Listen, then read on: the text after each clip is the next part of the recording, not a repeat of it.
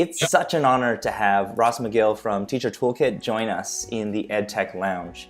Ross has been an educator for over 20 years. Teacher Toolkit, which is one of the most followed education Twitterers in the UK. He's held numerous positions, including deputy head teacher, assistant principal, and award-winning author. My mother and father were Salvation Army officers. My father's background was always social work.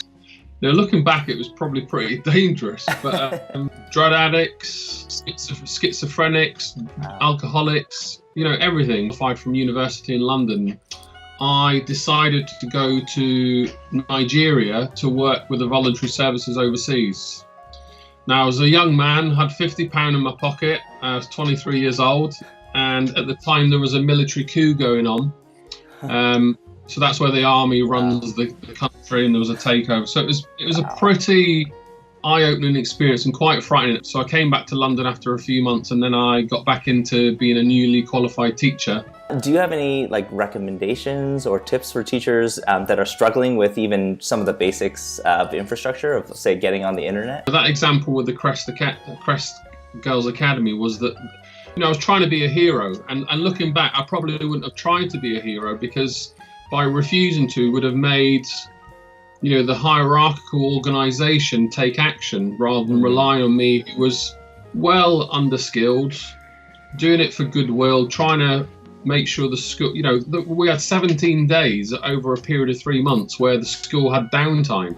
Wow. So that's teachers' resources without the internet connection, kids without, it was very, very stressful. So the number one tip is get connected. If you're not using Twitter or Instagram or whatever it is for professional reasons, then you're really missing out on a trick. Keep your personal stuff going on, but create a professional account purely to help support your processes and thinking and resources. You stated in your bio that your company was founded in 2010 with an accidental Twitter account. What's the story behind that? I say it was accidental, but it was a calculated decision to create a place to reflect, but possibly a toolkit of resources, because I'm an ideas person. I love sharing ideas and resources. Are you getting a lot of responses from teachers, or is it from parents? Typically, my audience is about 75% female on Facebook. People just come to Teacher Toolkit because they want ideas and resources, which essentially tells me people come to Teacher Toolkit because they know what they're going to get. In terms of the feedback that you've received, what has made the most kind of impact? I guess the one that I'm most well known for is the 5-minute lesson plan. It took away the very tedious process for lesson planning and made it a bit of more of a smarter process that you could do literally in 5 minutes, because we all know what we're going to try and, we all know what we're going to teach, but trying to record that for someone else to read it in a very smart fashion that doesn't make it too heavy on your workload is probably why it's been successful around the world. Any thoughts about where technology could go, in particular for the next billion kind of internet users? So I would speak into my phone on a voice dictation, and it would automate the vocabulary into a text. There's a few grammatical errors, but over time the app started to learn your voice or your accent. And by the time I got home, I had the skeleton for a blog post. In 2017, video content is the new kind of epoch for blog content. So a lot more people are vlogging.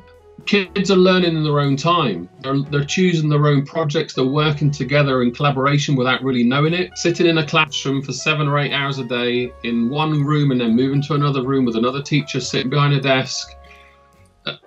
I can't see that model surviving. Well, what can we do to better prepare students for careers in the future? I don't think the principles of education will ever change. I think what we impart or educate our children will change, because 10 years ago Twitter didn't exist. We want students to leave, if it is formal education as we know it, we want them to leave with some qualifications, so that they at least have a next stepping stone into whatever avenue they choose, whether it's sixth form college or university or whatever it might be, or it's direct into work. They need to leave with some kind of qualifications and knowledge and skills to do that. We want kids to be safe. We want them to nurture relationships, learn what goes on in society. What do we do to protect students' safety online, or provide a safe environment? Unfortunately, some of the children I've taught in my career don't have stable enough environments where they have parents that can look after them. So the government has to take ultimate responsibility. In one example, if we think of Tinder for adults where they can date with one another through an app, there's a version for kids, there's a version for children. I mean, that should not be accepted. You come across a lot of safeguarding issues, and the large majority of incidents are social media events that happen outside of school, whether students are being not very kind to one another, or whether there's been involved with an incident that involves an adult, or sexual exploitation, or extremism. You know, I've seen them all, and some of them are very harrowing stories. Some of them you can prevent, others that are totally out of your control. Ultimately, you know, it goes back to education about parenting, about students, but also the companies, the software, having a bit more responsibility. I wanted to give you an opportunity to talk a little bit about, you know, some of your publications, anything you'd like to draw our audience's attention to. I'm just going to reach for my new book. All right. This one comes out next month. It's the one I'm most proud of because it kind of captures the last 20 years of my teaching experience. But the last 6 months of my school life has been quite challenging. So I've kind of, I guess, shared a few truths in this one a little bit more, been a lot more honest about things. You know, if I ask you a question, do you remember your favourite teacher? You will be able to. Yes. The question is, was it something they were doing or something that you were learning? And whatever that ingredient is of that moment, that's what we all need to do. I actually remember the times where the teacher went and learned something about me, and then learned that, hey, creativity was really important to me, and then allowed me to express that, you know, in my courses. I don't remember exactly what was taught, but I remember that social connection. In teaching, we always focus on what we're teaching or how we're going to do it, but we've rarely focused on why we're doing things. You talk about your example, you don't necessarily know, you can recall what you were doing, but we haven't really grasped why. So what, you know, it was either something the teacher was doing or something connected with yourself that made that learning stick. Thank you so much for the insights that you provided today. It's just a real honor to have an opportunity to have this chat with you. Follow me on Twitter at Teacher Toolkit, all the other social media platforms too. Yeah, I love talking to people. I love sharing ideas. Thank you for your time.